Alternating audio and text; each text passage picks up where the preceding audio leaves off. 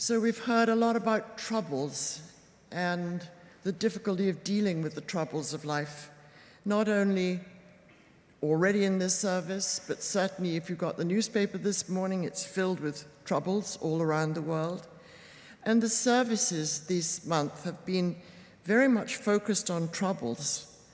Daniel Cantor, who was our first preacher at the beginning of the month, was talking about reproductive health and the extraordinary ministry that he and his congregation have been doing for a very long time to, first of all, accompany women who went to abortion clinics. He and other clergy would be there with them and provide some kind of spiritual, religious support. And now, since abortions are not legal in Texas, they help them go to other states and get what they need if they cannot and do not want to bring their pregnancy to term. It was an amazing witness to what that Unitarian congregation in Dallas is doing. But there was a lot of trouble in that service. It was trouble which we've heard a lot about and we're concerned about.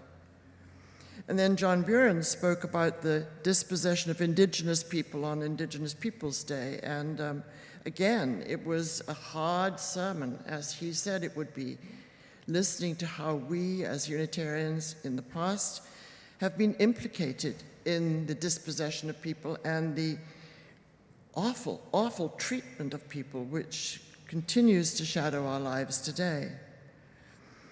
And then Carmen Barsodi and Sam Dennison preached last Sunday and spoke of the weariness that they feel facing the troubles and the troubled people in the Tenderloin. And just the ongoingness of the troubles in our world was what led me to think this Sunday I would like to talk a little bit about troubles and how I have dealt with them and do deal with them. And I realized that I was very weary, very, very weary about learning about troubles, and I'm sure you are too. It's too much, it's overwhelming, and we don't know what to do about it. So I turned to the prayer of Reinhold Niebuhr. And this will be something that will be like a leitmotif through what I'm saying. God grant me the serenity to accept the things I can change. God grant me the serenity to accept the things I cannot change, the courage to change the things I can, and the wisdom to know the difference. How does one find serenity to accept the things we cannot change? Well, I'm going to begin with a story, and hence the wonderful cover to our order of service that Jonathan found for us, this adorable-looking raccoon. Well, the adorable raccoons were living in the pre-earthquake house we bought in 1997. They were a family of them living in the attic. And we, like many newcomers, wanted them to move. So after the first year we were there, we had to do extensive work to the house. We had to have a new roof put on, and we thought, well, taking the roof off and putting a new roof on, surely they're not going to stay in the attic. Well, they went away for a little while, but they came back. And so Peter, my husband, had the idea that he could fill the 18-inch gap between us and the house to our south, which is where they climbed up the drain pipe, with wire. So he put miles and miles of wire, stuffed it in there. Unfortunately, that only helped the raccoons get up to the attic. They're very, very agile, and this was just wonderful for them. It was a jungle gym. And then he went through a whole lot of things, and it was largely Peter who was the one who was dealing with them. A water gun, but that didn't really work very well, and various other things. And we have a little fountain in our garden. It's kind of like a mill wheel. The son and daughter-in-law gave it to us when we moved in. And of course, the raccoons loved that, and they fiddled around in that and pulled it apart. So we really became quite desperate. There were so many raccoons in our garden every night, and in fact, they were breeding under our lovely neighbor's porch. So we started to hire somebody to come and trap them. That was, first of all, very expensive and didn't really make much difference. They seemed to keep coming.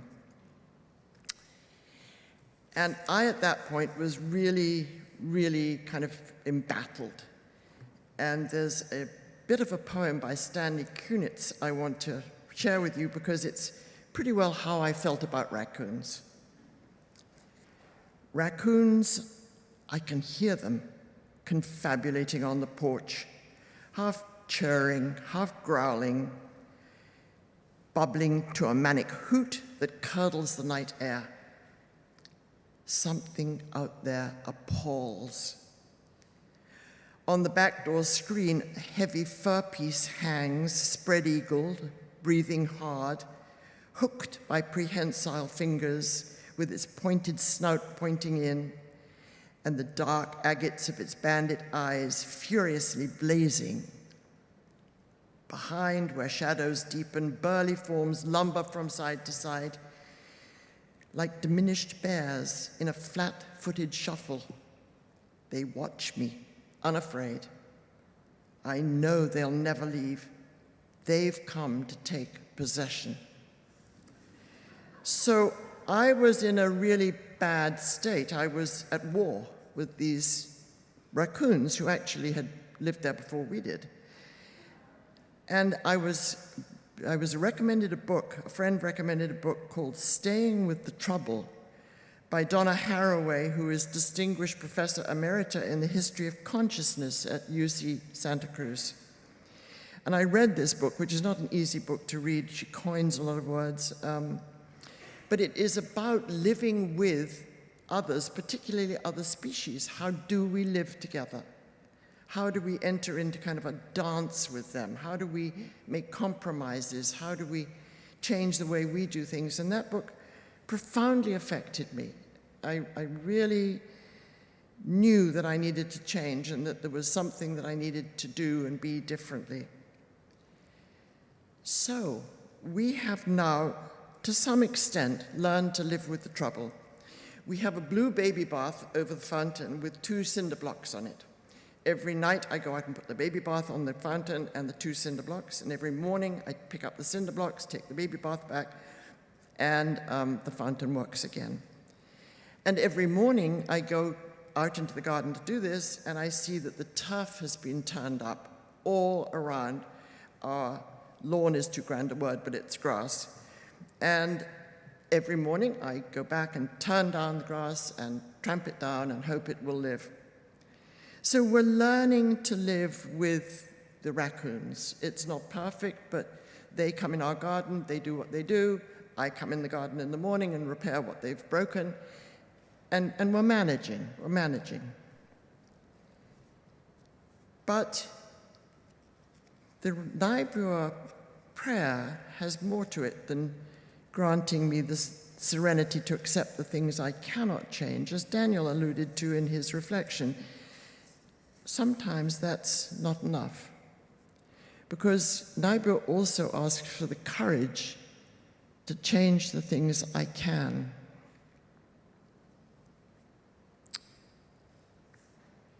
"58 years ago, I was in New York Hospital, and my firstborn child was in the premature baby ward, and I had to go up and visit him every day for several weeks while he was growing a little bit stronger and was able to be taken out and back home again. And as I sat in that premature baby ward, I noticed a little boy, about 6 months old, in a crib at the far end of the room. And he was unusual because he was big, looked healthy, was up on his hands and knees, and he was banging his head against the crib bars. Bang, bang, bang. And I had no idea why he was there or what he was doing, and I was profoundly upset by that. And I asked the nurses, why is he here? And they said, well, his mother was African American and Catholic, and she said that he could be adopted by a Catholic black family, and we haven't been able to find one who wanted to adopt. And banging his head against the bars of the crib, he is slowly going mad. Each nurse in turn holds him and walks around with him and tries to relate to him, but there is no one person against whom he can define himself. There's no sense of who he is, and he's slowly going mad. I never forgot that baby. So 6 years later, after the birth of our second child, we adopted our first adoption of another 6-month-old baby. And over the years, we adopted 3 more. It didn't change the system. It didn't prevent unwanted babies. But we did change the lives, not only of the 4 children we adopted, but all our family. Hugely benefiting us, hugely enriching us. And for this, I am forever grateful. But when Amy Comey Barrett said of children who are born to women who cannot look after them or do not want to look after them, oh, they can easily be adopted, I was absolutely infuriated. It is not easy to be adopted. First of all, there are too many children waiting for adoption. They're waiting in foster and group homes, which are way inadequate. Some of them are positively destructive. Ignoring the child, just neglecting the child would be the better of the things that might happen to them. They're frequently abused. A group home or a foster home is not the answer.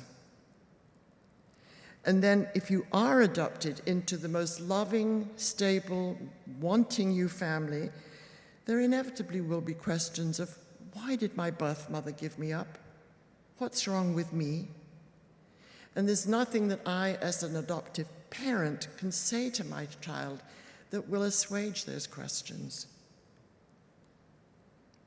Sometimes, as they grow older, the child who's been adopted will try to find their birth parent, and sometimes that works, and it's a happy reunion, and there's a new relationship that can develop. But oftentimes, it's not. And oftentimes, it's a disappointment. And most of them probably don't ever seek their birth parent. One of the things we've found is that for our adopted children, there's no medical history. They don't know what might be a problem for them. They don't know what to look for. They don't know what happened in the past. And they never will hear somebody say, oh, you look just like your grandmother. Or, you know, your father had a lovely voice too. That's something they won't be able to hear. The stories are missing from their lives. The medical history is missing from their lives, even if they're lucky enough to find a home that really wants them, cares for them, loves them, feels themselves incredibly lucky to have these children join their family.